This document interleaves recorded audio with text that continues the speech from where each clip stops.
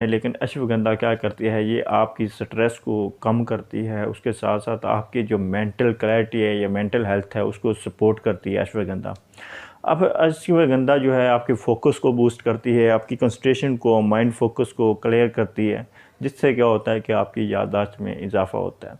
तो उसके साथ साथ अब अश्वगंधा के अगर इस्तेमाल की बात की जाए तो इसके आप बने बने आपको इसके फार्मेसी से कैप्सूल मिलते हैं। उसके अलावा अगर हर्ब की बात की जाए तो ये आपको पंसारियों मिल सकती है, इसकी भी आप चाय ले सकते हैं, इसका पाउडर भी बना कर ले सकते हैं, इसकी चाय भी ले सकते हैं। उसके अलावा इसको आप सैलड के ऊपर भी छिड़क सकते हैं। नंबर 4 पे आपके पास जी पेपरमिंट, पुदीना। अब पुदीने के अंदर एक कंपाउंड होता है मेंथोल।